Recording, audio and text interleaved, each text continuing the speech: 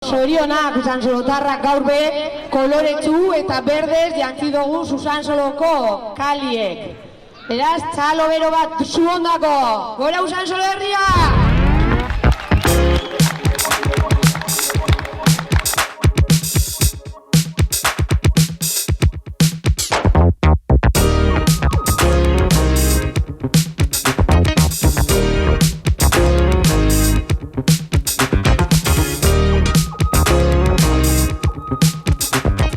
Hona ekarri gaitu, herri iziteko eskubidea. Guk harki geneukan herria ginela, eta udalerri iziteko eskubidea ekarri gaitu gaur onartino. Honetarako bide lagun oso on batzuk euki doguz, hobeagoak ezin, eta horrek dire gure eskudagoko lagunek.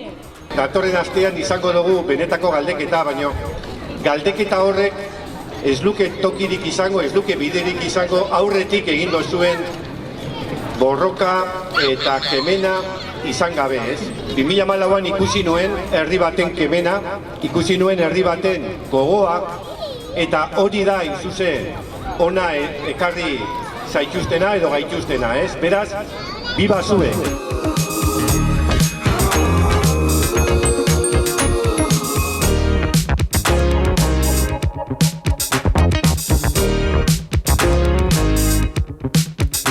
Sortu baginean edo jaio baginean 2011 urtien, 12. urtean, Aldundiak, bereziki PNV-ko boska bakarrakaz, onartu egin zen Batzar Nagusietan foru arau berri bat, esanez, debekatzen zirela desanezinoak zein segregazioak Bizkaian.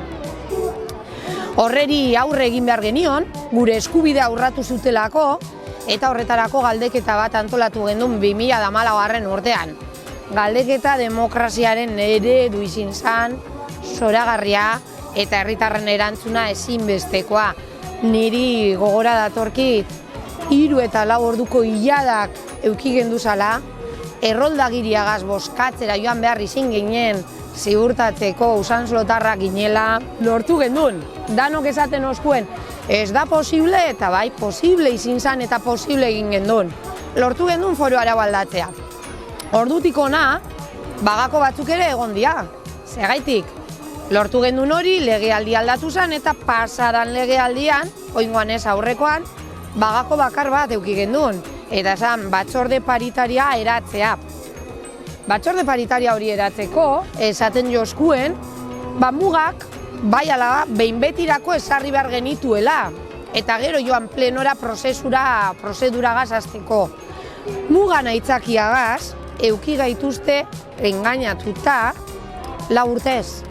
4 urtez, urrengo 4 urteak, 2014 urteetik 2018ra, 19ra, zenbat sinadura bilketa, ziurtatzen ni Usansolotarra naz, kale honetan bizi naz eta Usansolo naz. Esaten joskuen ezetz, auzoak ez zirela Usansolo. Hemen ditugun Arteta, Labea, Gorosibi, horrek gure genduzala gugaz arrastratu. Eta ez, baina heldu zen 2019a, gure poxa, segaitik, borondate politikoa maigainan agertu zalako. Eta posible izan da, eta posible egin dugu, eta posible izan da egitea gobernu taldearen babesagaitik. Egin genuen memoria, aditu enpresekin, memoria hori baietza emoten zuen, aurrera itzeko. Udalbatzak gainditu zuen, eta ez hori bakarrik, Aldundiak argi berdea emoskun aurrera itzeko memoria hori berrikusi zuenean. Eta orain, gaurko jaia, azkenengo txampa. Gaur egin duguna da, behin berriz be, ilusio eta emozio handiegaz, Usansoloko kaleak berdez eta koloretsu jantzi. Hori da gure, ez da gizelan zan, gure zigilua, gure behatza.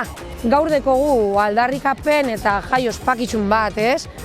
Aldarrikapena historia gogoratzen, zoriontzekoak zorion dute, eta eskaera bat eginez, ez? Eta eska hori da, Usansolotar guztioi azkenengo bultzada eskatzie, azkenengo indarra. Martxoaren 27an ofizialki izango dan galdeketa horretan baietza emoteko, Usansolori bai esateko.